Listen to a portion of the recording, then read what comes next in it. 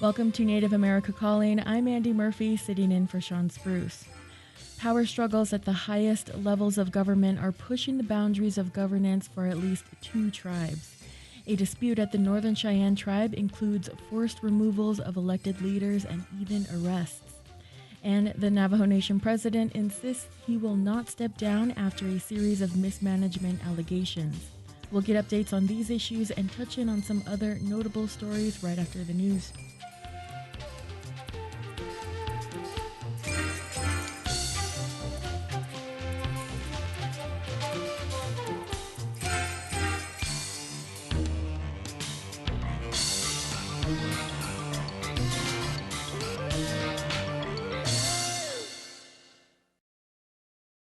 This is National Native News. I'm Antonia Gonzalez.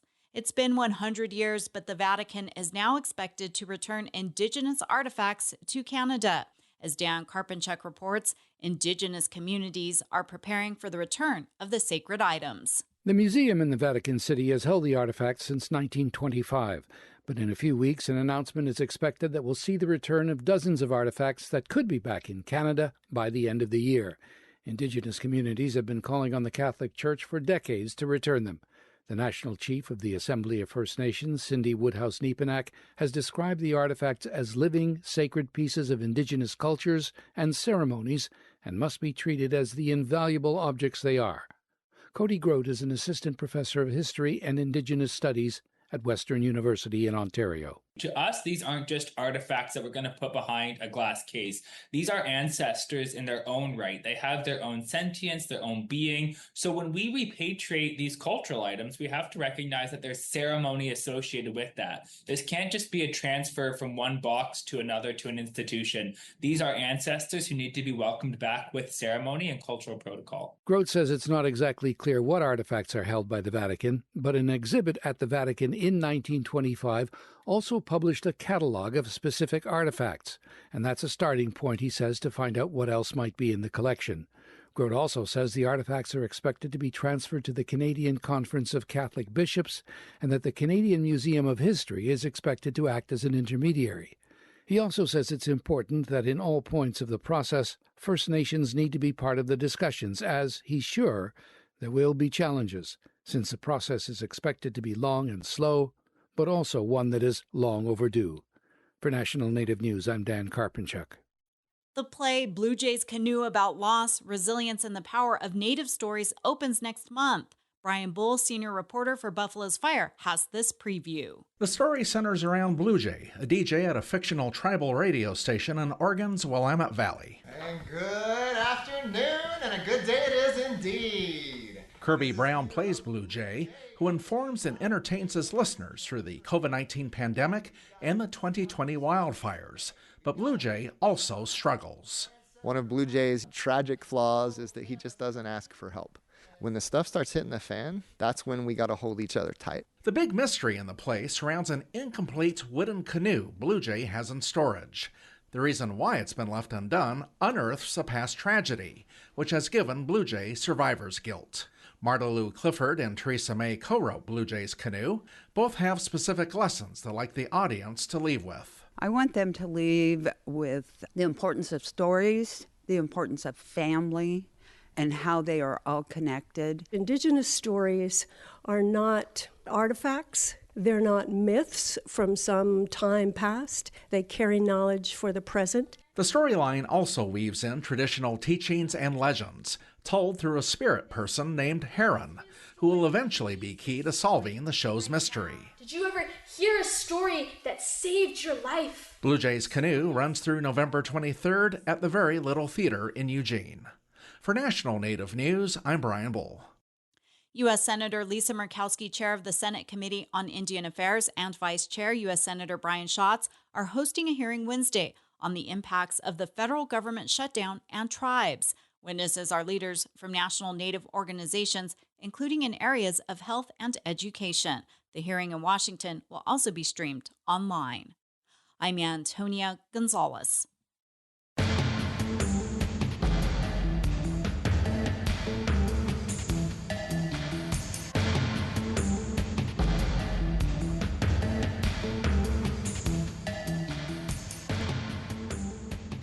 National Native News is produced by Koahnic Broadcast Corporation with funding by the Corporation for Public Broadcasting. Support by AARP, whose Family Caregiver Resource Guide is available to caregivers by calling 877-333-5885 or at aarp.org/caregiver-resources. Skugtash. For more than 40 years, Ramona Farms has revived ancient traditional foods, tepary beans, pinoli, polentas, and more, all from store.ramonafarms.com. Ramona Farms supports this show. Tom Yang.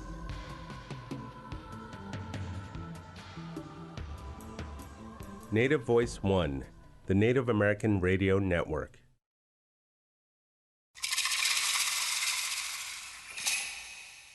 This is Native America Calling. I'm Andy Murphy, sitting in for Sean Spruce.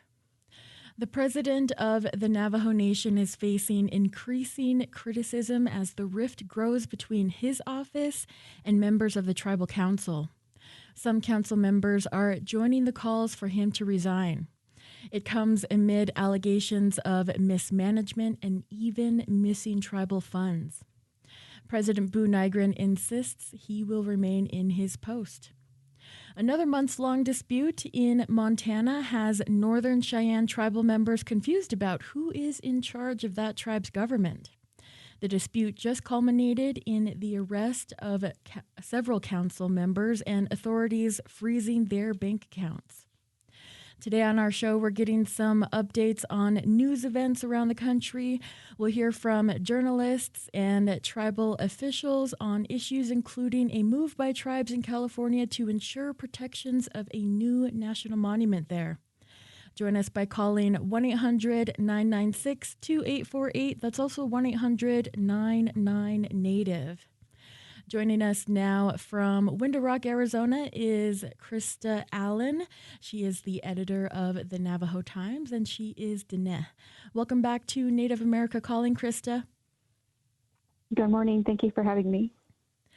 The Navajo Nation president, Boo Nygren, and the Navajo Nation Council, they've been at odds for almost his entire term in office. What is the latest rift? Thank you for that question. It's complex, and to tell the story about what's going on in Window Rock is difficult and to comprehend. The dispute centers on who controls key financial appointments and day-to-day spending authority. So in October, the Window Rock District Court granted the council a temporary restraining order that blocked President Nygren from removing Controller Sean McCabe and from installing any acting controller without Budget and Finance Committee approval. The order preserves the status quo pending further hearings. Council leaders argue that the controller is not an at-will post, and removals or acting appointments must follow Navajo Nation law and involve the 25th Navajo Nation Council. The court's temporary restraining order tracks that position by limiting executive action until the case is fully heard. So this fight amplified an already strained relationship that has included public clashes over procurement controls and use of purchase and travel cards, and who sets timelines for moving big projects, especially those tied to federal relief dollars. Okay.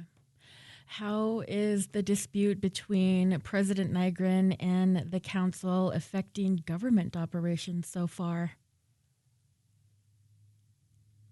Well, currently we have recall efforts going on in the Navajo Nation chapters. So what we're reporting right now, a citizen committee filed a recall petition against President Boo Nygren earlier this year. The Navajo Nation Election Administration requires that at least 30,000 valid signatures to trigger a vote. Organizers submitted a little over 11,000 at the time, so no recall election was scheduled.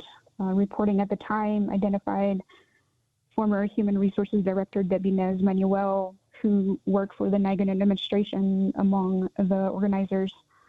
So Ms. Nez Manuel was terminated June 27, 2024.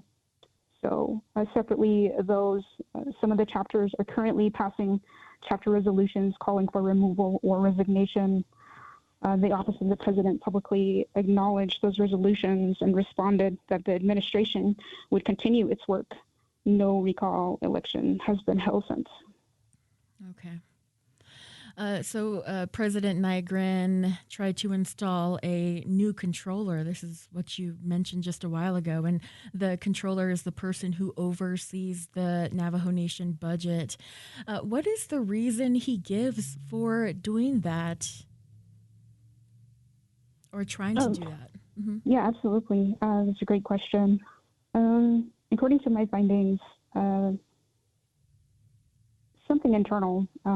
So turnover has really touched senior legal and financial posts in the last year, with the most visible flashpoint was the attempt to remove Controller Sean McCabe, and council leadership sought judicial relief, and the court issued the TRO noted earlier, keeping McCabe in place while litigation proceeds. So on the legal side, President Nygren later appointed Colin Bradley as the Attorney General following the departure of Deputy Attorney General Heather Claw, who had been serving in an interim capacity after the removal of former Attorney General Ethel Branch. So when the appointment went to the Namak Committee within the Navajo Council for consideration in August, it failed on a vote. I believe that was 0-12, reflecting continuing tensions over executive selections and council confirmations. So these episodes, controller authority and high-profile confirmations, are the practical arenas where the broader separation of powers dispute is playing out. Okay. All right. So there's been several calls for Nygren to step down. Do they go beyond just the regular tribal government disagreement? Yes. I think that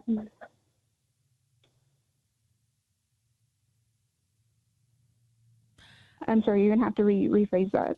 Okay. Well, I have another question here. How has President Nygren been responding to these criticisms and calls for him to step down?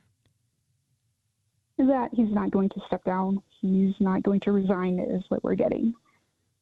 Mm-hmm. Is it normal for a Navajo Nation president to attract this much criticism?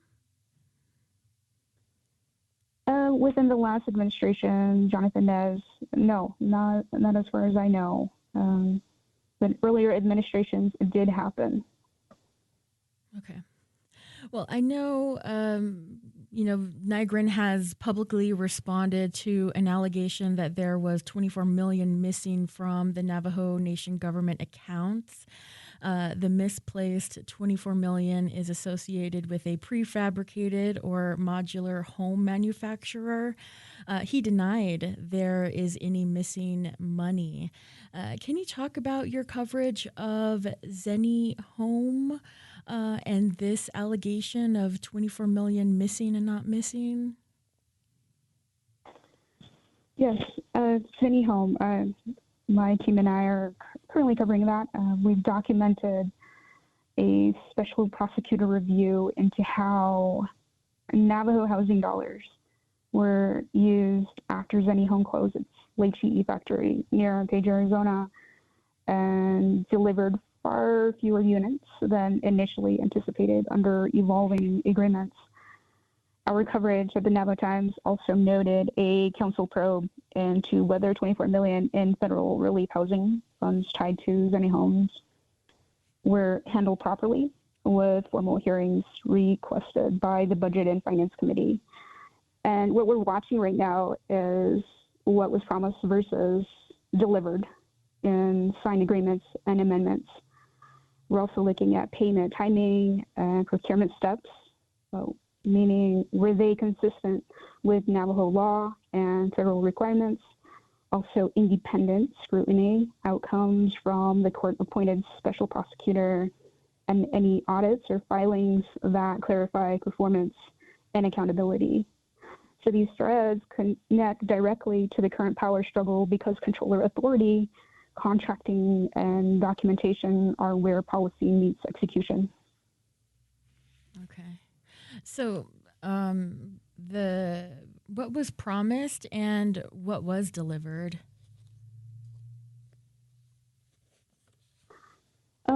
Let's see. That's what I'm working on right now, actually. President Nygren ran and was sworn in on a platform that emphasized speed and basic services, namely housing, roads, water, electricity, broadband, jobs, and accountability. Those priorities appear in his early State of the Nation addresses and official communications from his office. From the administration side, official updates and statements highlight work to keep federal ARPA dollars active, move infrastructure packages, and promote partnerships for housing and water projects. From the council and oversight perspective, critics point to vacancies, friction with the legislature, and legal disputes that have slowed large programs, especially where financial controls and contracting processes are involved. So our recent coverage underscores that the controller litigation has become a bottleneck for routine fiscal operations.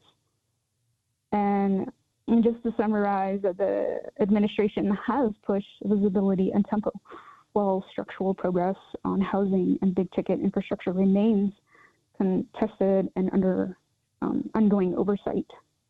So Mr. Nygren came into office under the banner of Yiddiskaden Sahakis, which means new thinking. But many people and Navajo Times investigation is finding that are still searching for the results of those promises in the 110 chapters or communities. Got it. All right. We will continue our discussion after this break. You can join us by calling 1-800-996-2848. That's 1-800-99-NATIVE.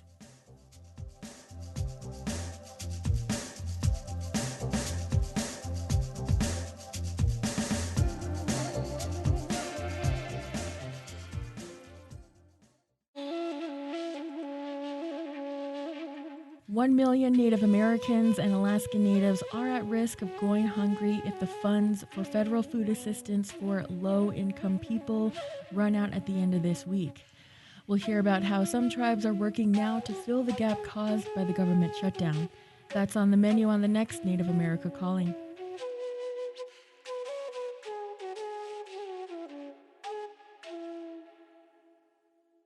The Association on American Indian Affairs invites all to Tribal Museums Day, December 6th through December 12th. Tribal museums may offer no-cost or reduced admission, gift shop discounts, art markets, and live cultural demonstrations. Tribal Museums Day honors diverse Native nations as the experts of their own cultures.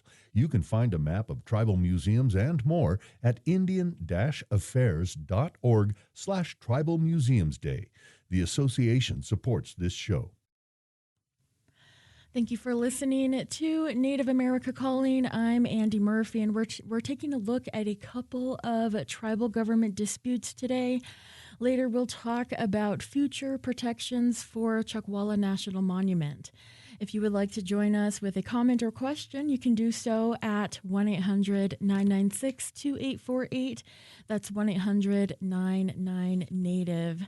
I'm going to go back to our guest, Krista Allen. She is the editor of the Navajo Times. Krista, what are some other Navajo Times stories about tribal government that people should follow up on to get a sense of what's happening there at the Navajo Nation? Yeah, absolutely. We're following the court proceedings on the controller dispute and any rulings that further define executive versus legislative authority over financial posts. We're following status of major appointments and whether the council and the president find common ground on top legal and financial roles. We're following up the housing and ARPA dollars, the special prosecutor review, any council hearings, and whether stall units or projects restart with clear oversight. And listeners, readers can also follow the separation of powers in the Navajo Nation. The courts are settling temporary guardrails. The council is asserting its role on financial and confirmations. The president is pushing to move projects quickly and maybe follow and watch the rulings, the confirmations, and the on-the-ground progress in housing and water to see which path wins out. All right. All right. Thank you so much for that update on everything happening there at the Navajo Nation, Krista. I want to bring in our other guest here. We have Nora Maybe joining us in Montana. She is an Indigenous Affairs reporter with the Montana Free Press. Welcome back to Native America Calling, Nora. Thanks for having me. All right, Nora, so there's confusion over who is leading the Northern Cheyenne tribal government. You recently wrote about tribal police arresting a number of council members and some of their bank accounts are now frozen. Is there a functioning tribal government from the perspective of Northern Cheyenne citizens? So it's hard to answer that. I mean, what we've been seeing is there's a dispute between tribal president Gene Small and 8 of the elected council members. And the way the dispute has sorted out itself is that, so I think I'll have to back up to sort of explain this. But the council voted, in September to remove the president. They said, they had some alleged constitutional violations. And the president, he sort of, with a group of traditional leaders sort of rejected that vote and instead appointed 8 interim council members to work with the president. So right now, where the confusion comes from is you have the president working with an interim council, and they are having meetings. They're talking about budgets, passing resolutions. But then you also have these 8 original council members who they're having meetings and they're passing resolutions. So, I think that where the confusion comes from is which of these entities, which of these leaders is in charge. And what's made this particularly confusing is that the Bureau of Indian Affairs has they sort of were initially weighing into the matter, but then they just said, that this was an intertribal dispute and that the BIA would not be involved. And so there isn't that third-party arbiter in this case. So it seems like the 2 entities are kind of looking to the courts for a solution. Okay. You mentioned there's an interim council that's been selected. How were they selected? Yeah, so President Gene Small, when he was removed, there was a group of traditional leaders called chiefs, and they met and they just, issued a declaration saying they dissolved the 8 council members that voted to remove the president. The chiefs said they, were dissolved from the council, and then the chiefs appointed 8 new people as interim leaders. And the whole point of this group, was meant to be interim. And the president and the group have now announced that they're going to have an election on October 30th, so this Thursday, to fill those 8 seats. But the election has really kind of added another level of controversy. Some people don't think it's legal or don't know if it's legal. And then the interim council set up some rules for this election that people have disagreements with. Okay. Is there a constitution or anything written down that informs this process here? Yeah, so the tribe first adopted its constitution in 1935, and then the constitution was revised twice after that. The council, the original 8 council members, they say, that the Constitution gives them authority, governing power over the tribe. They say their argument is that the chiefs and traditional leaders have no governing authority, and that they sort of forfeited that authority when the Constitution was signed. But President Small and the interim council have argued that the Constitution doesn't reflect the needs of the people. It needs to be revised. So they say, if this election does go forward, they want the number one priority of the new council to be revising the Constitution.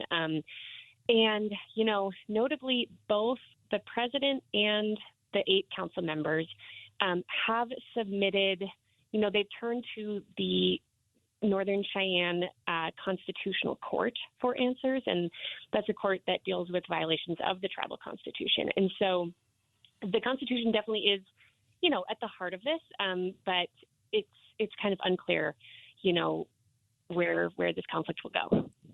Okay.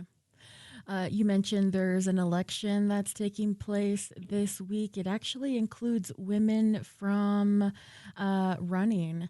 In a Facebook video, Chairman Gene Small said that that's what the Chiefs came up with. Is there any pushback from tribal members about that? Yeah, so this election, has added to the controversy here. So, President Small says, the election was that the concept for it was thought of by the chiefs, which are traditional leaders. And so the rules for this special election, I should say, and it's a one-time election. President Small has made that clear. These rules will not carry forward. It's just for this one time. But, they exclude women from running. Notably, 5 of the 8 council members that are feuding with the president are women. So it also excludes, those elected council members from running. It raises the minimum candidate age from 21 to 30, and there's no primary and there's no absentee voting. And so all of those things have created, some controversy in the community, especially because, the majority of the membership lives outside the reservation. And, women are certainly, I've just, seen that the exclusion of women has certainly generated some pushback. One of the 8 original council members called it a violation of civil rights. Got it. So Chairman Gene Small campaigned on transparency. He initiated an audit over the council's use of federal COVID relief funds. What has Small said about that audit? Yeah, so this is, another point of contention. Small, he initiated an audit in the spring into, like you said, COVID relief dollars. And in the council meeting, there was, some council members didn't support it. They said, they were wondering how much would this audit cost? How would we pay for it? Who would do it? They mostly were talking about they wanted more information on it. But the resolution to get a forensic audit passed 6-5, and it's now underway. And so it was, the audit, the idea of the audit was popular in the public. People want transparency. And so Small has said he thinks, this conflict, the reason for this conflict was because, some people in the council didn't support the audit initially. But the council members, really refute that claim. They say, the audit did pass. It's underway, and, they say that the removal vote, their vote to remove the president, was actually because of constitutional violations and not because of the audit. So, yeah, so the audit, is a storyline here, but even that, there's different narratives about that too. Got it. And there were a couple of arrests made lately. What can you tell us about that? Who was arrested?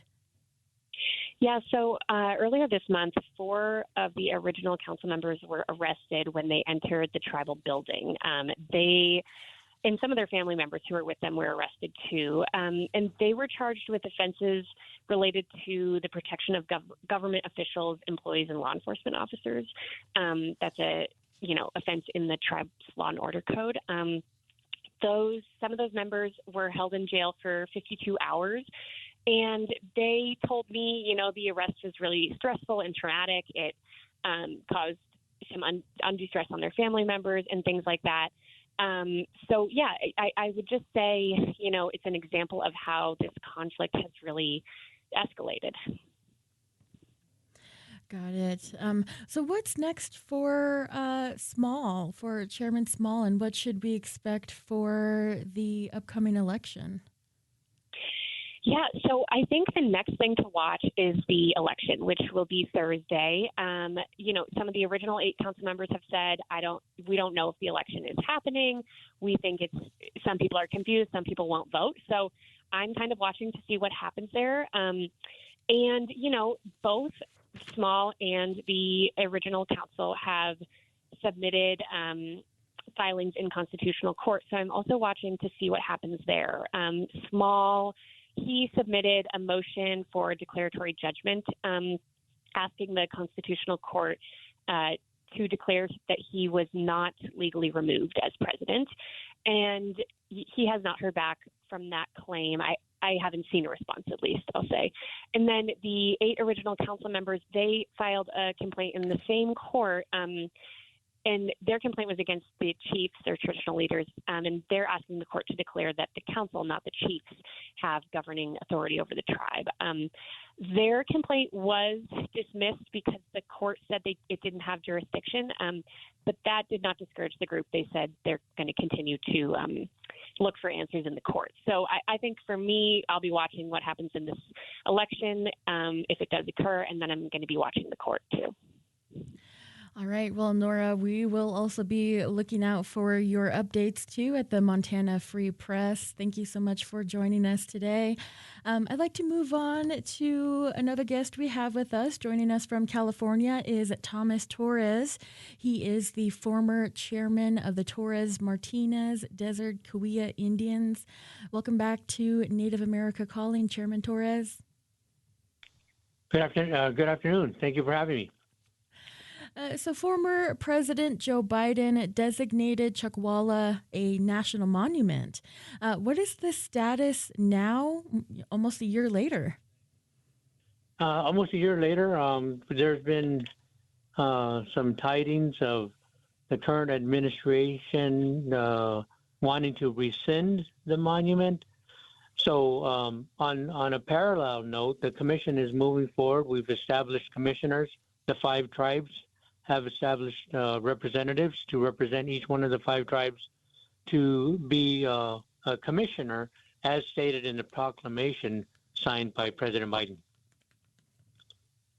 All right. So now you mentioned the Intertribal Commission formed to provide guidance on the national monument. What do you hope you all accomplish?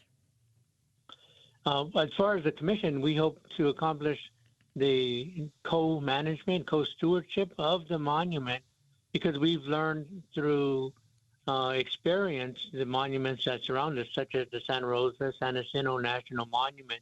There was little to no tribal consultation, no tribal co-stewardship or co-management. So, as you know, all of these areas are our ancestral area, and we were forced to move off of these areas. And with the Santa Rosa San Jacinto National Monument, we left all of our villages and our artifacts and our burial grounds in that area. And those areas have, since the monument was established 25 years ago, have been decimated. The artifacts have been taken, the burial grounds have been disturbed, the villages are just ransacked. And so we know that with this new monument and being proactive and being able to be inserted and implemented in the proclamation as a commission, as advisors, we know education is the key to teach people about the culture and the heritage and the history of the area, and I think that would bring compassion to protect the area as far as cultural significance is concerned. Okay. And who does the commission report to, and what power does this commission have in the future of the Chuckwalla National Monument? Well, each commissioner reports to the tribe, so we represent the tribe that we're speaking for, and that's who we report to. But the power is what we're trying to establish now. The power is, each tribe has its own sovereign power. So we're trying to establish a power that would be in solidarity or unity of these tribes to be as one and to represent with the federal agencies like the BLM. And I think the BLM is the one that we would be negotiating with as far as management of the monument. Okay. All right.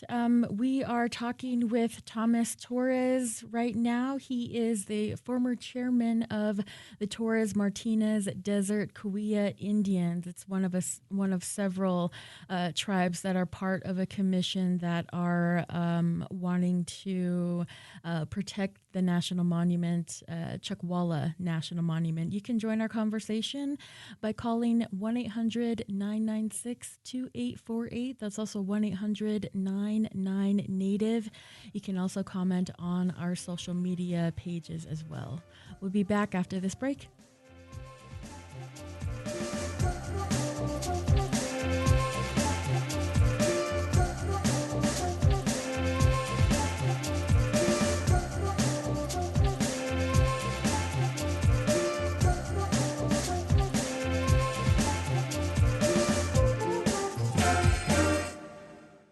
Support by the American Indian College Fund. The American Indian College Fund provides millions of dollars of scholarships to thousands of Native students every year. Tribal citizens of every age and experience are eligible. The deadline for applications is May 31st, and you can find everything you need to apply at collegefund.org. That's collegefund.org, or by phone at 800-766-FUND. Education is the answer.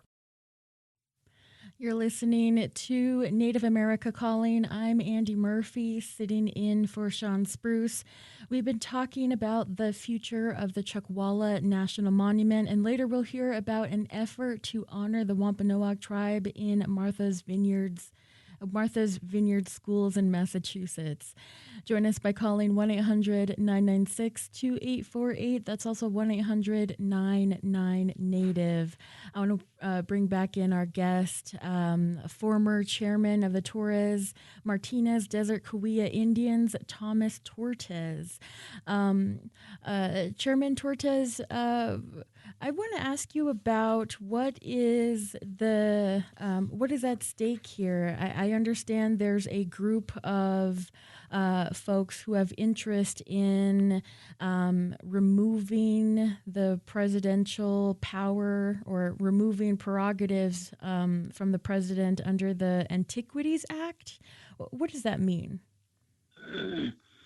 Well, I think they're trying to remove it for the perception of threat to economic development or personal, enjoyments that they have with mining or recreational. But I think as far as the tribe is concerned, we've been trying to, acquire ancestral homelands, for decades. All right. Tell us a little bit more about the significance of this land around in Chuckwalla National Monument. The significance is, as I stated earlier, we were living in these areas before we were forced to move on, these little boxes of reservations that we're on now. We lived, from the Santa Rosa, San Jacinto Mountains all the way to the Colorado River. And the 5 tribes that have shared in the commission have, lived and inhabited I guess it would be the 5 cornerstones of the Chuckwalla Monument. But even more so, which is evident that the tribes use this area, the Chuckwalla Monument, as a thoroughfare. We had runners that went back and forth. We knew where the springs were in each of the mountains, and the foothills were there. So we traveled, and it was a trade route.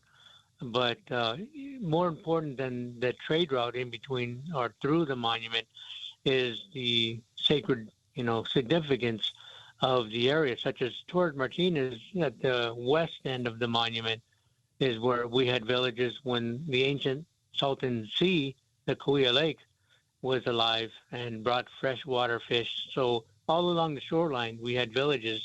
And in the area of the west end of the monument was where our creation story began of how our people were created by what we see as our creator. So it is a sacred area. And also it's an area that when we go on our journey, we travel through that area. And so that's just a small part of the importance it is for the Cahuilla people. And we know that every side, according to the 5 tribes, has a parallel priority, cultural priority. Each one has a story of how they use the area in a culturally significant way. All right. And I've one more question for you, Chairman Tortes. What is the strategy going forward to protect Chuckwalla National Monument? The strategy is we're moving forward with as if the proclamation is going to be intact and acknowledged and rewarded. So we have, like we said, we established the commission now, and now we're moving forward with establishing a constitution and bylaws for our commission to, like you were asking earlier about who we would answer to and what the authority would be of the commission. Well, once we establish the constitution and the bylaws, then we believe that would be enough to establish a sovereign authority, just like each tribe is sovereign. We'd have the sovereign authority to negotiate with the federal government on the management with the Chuckwalla Monument. All right. Well, thank you so much, Chairman Tortes, for joining us today to give us that update on Chuckwalla National Monument. I want to go over to our last guest here. Joining us from Mashpee, Massachusetts is Brad Lopes. He is the program manager for the Native American Teacher Retention Initiative and a former classroom teacher. He is Aquinnah Wampanoag. Welcome back to Native America Calling, Brad. Thank you for having me. It's wonderful to be here.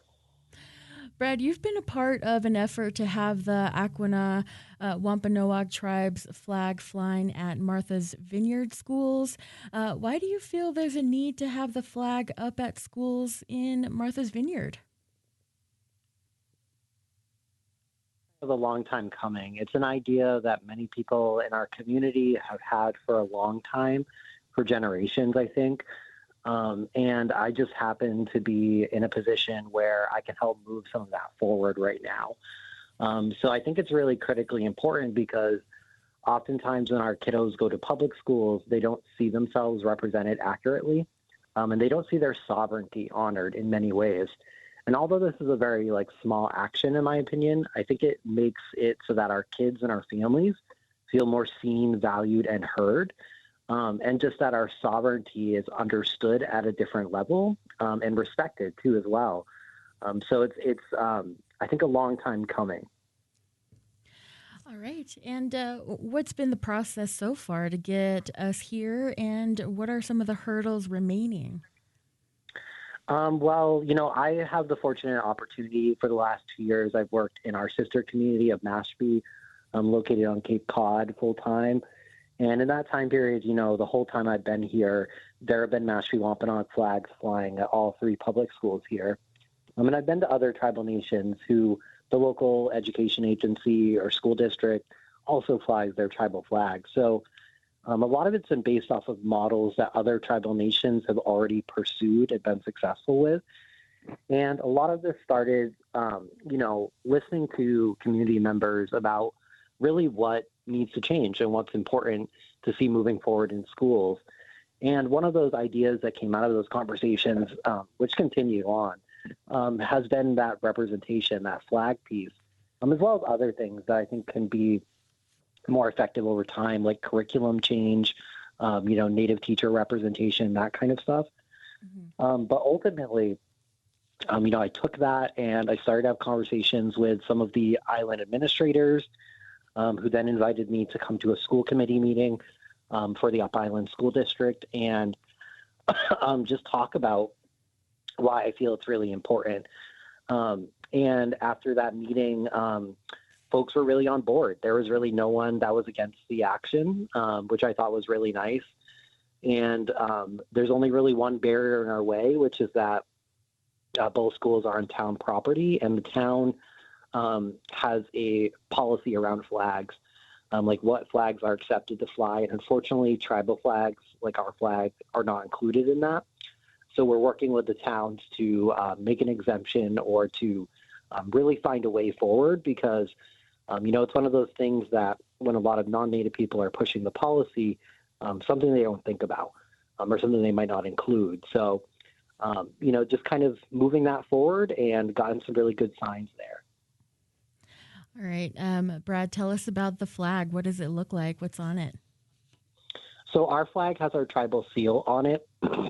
On the outside of the seal is our name, so Wampanoag Tribe of Gay Head Aquinnah.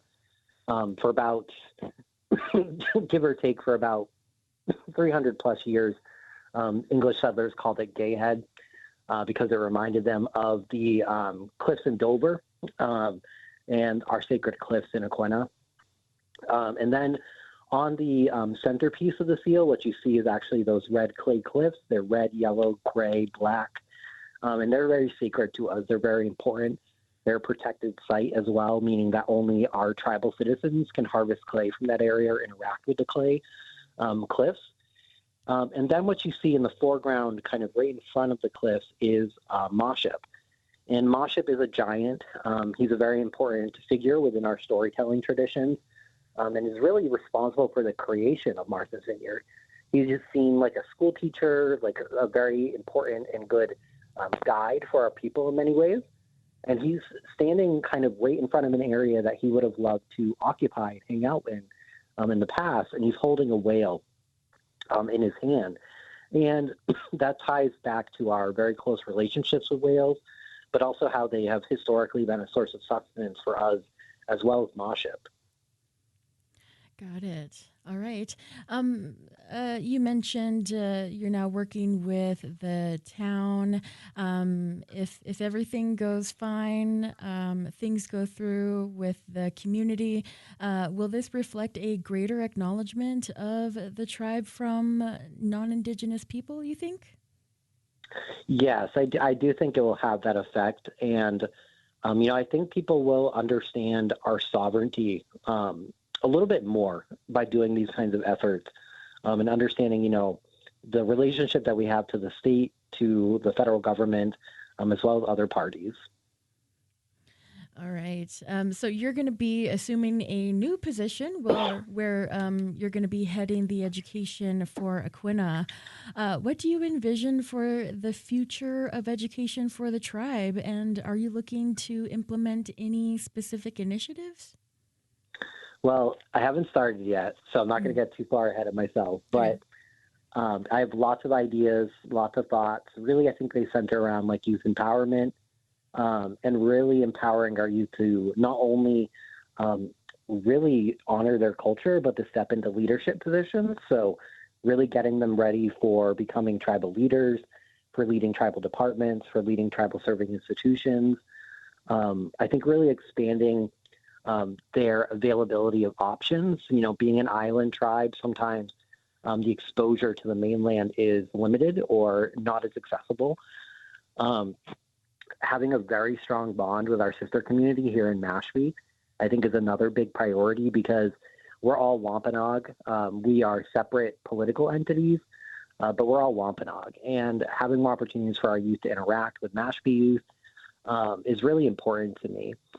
And then supporting like the programs that we already have, which are amazing, and expanding out from there, and just really having more culturally aligned educational opportunities for our kiddos.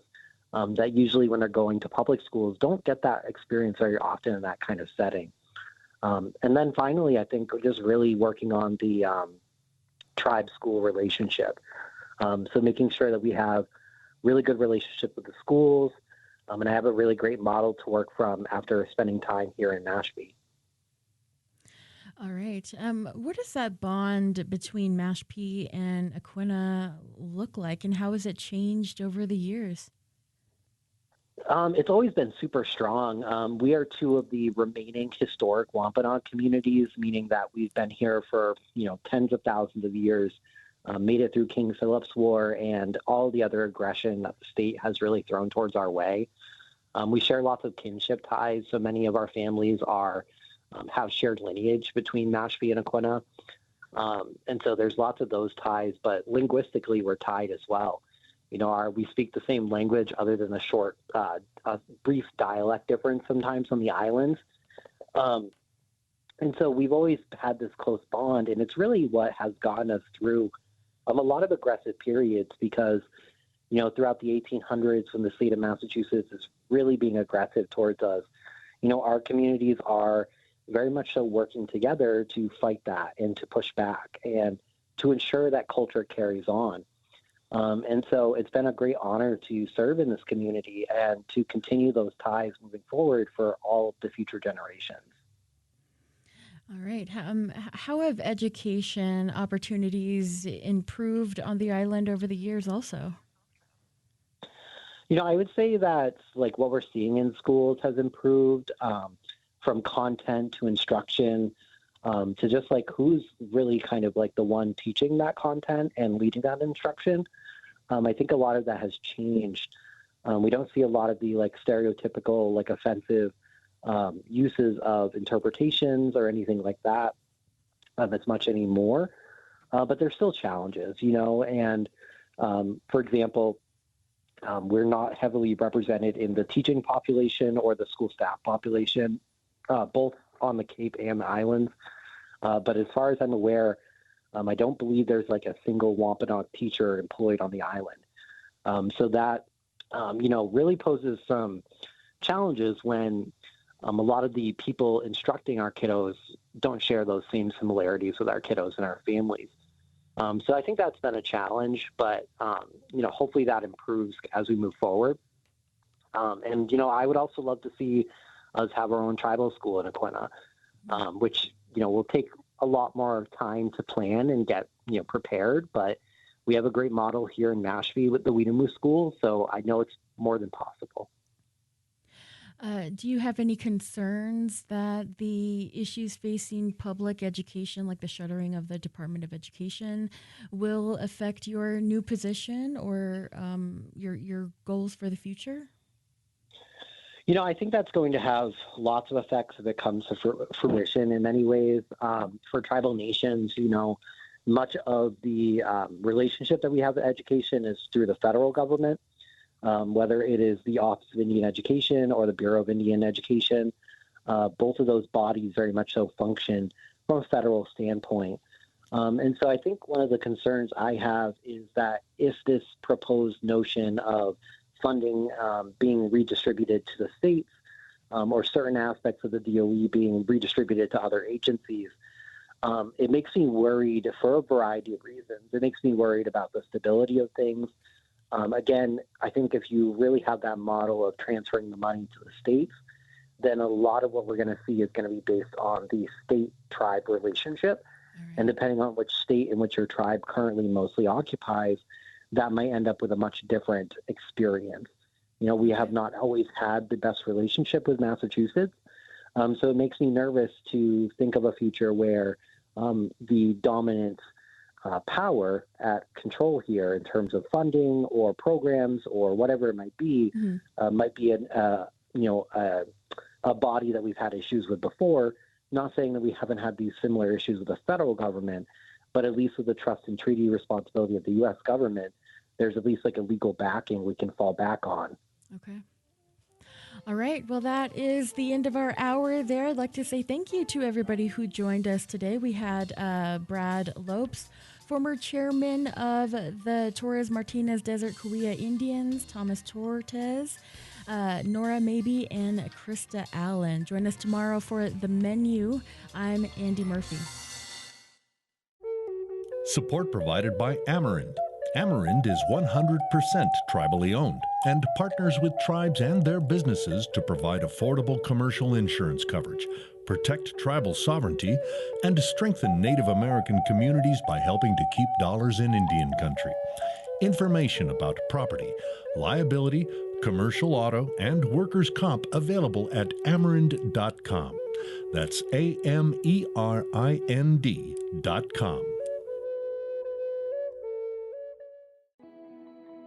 Early detection helps save lives.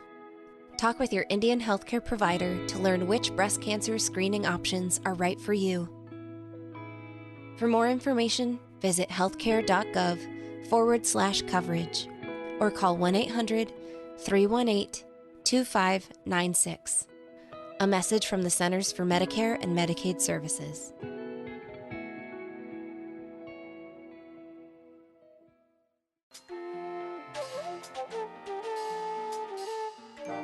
Native America Calling is produced in the Annenberg National Native Voice Studios in Albuquerque, New Mexico by Koahnic Broadcast Corporation, a Native nonprofit media organization. Funding is provided by the Corporation for Public Broadcasting with support from the Public Radio Satellite Service.